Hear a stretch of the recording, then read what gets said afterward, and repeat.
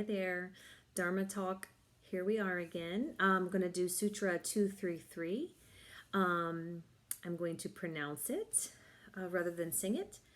I'll do my best. Vitarka, Badhane, Pratikpaksha, Bhavanam.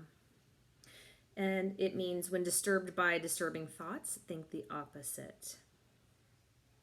It does seem easier said than done.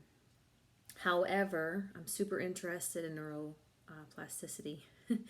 And so what I found is when we think the same things over and over again, we become set in that and it becomes our belief.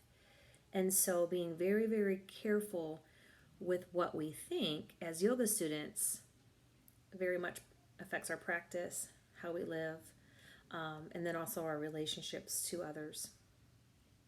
But I also wanted to talk a little bit about, you know, when we don't come into ourselves first, and it is this searching or pulling for external things that we, you know, keep those loops that you talk about, Alana, in the mind going.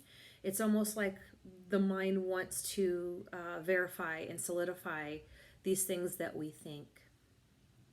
And so I like this because this starts to retrain the mind. If you could do something for 21 days, it becomes a habit. So what I found too, that you don't necessarily have to state the opposite. So for instance, instead of saying, I am worthless,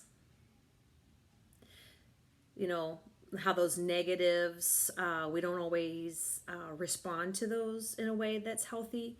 So what I like to retrain the mind with, or even with my students, how about saying something like,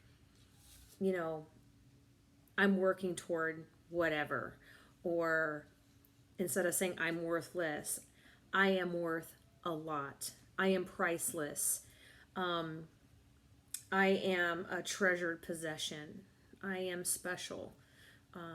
Maybe even instead of saying I am worthless, saying the things that you are good at even. So it could look like, I'm an awesome gardener. As someone that's been years of thinking that I was worthless from trauma and abuse, I look at my life now and I'm like, I might not be great at everything, but these things I'm good at. These are the things that I can say, to retrain that mind. Oh gosh, I can't do anything right, or whatever these negative thoughts that start to come in.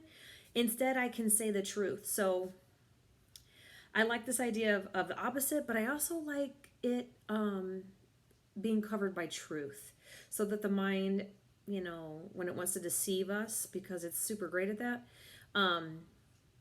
just saying, okay, so maybe I goofed up today and I'm feeling worthless for the moment, but I am not those things. I have value. This is how I contribute to the world, right? So I like to cover it in truth. I think the mind definitely can be a tool. And once we learn how to play its game, that we can be a little bit better at living life. Thank you.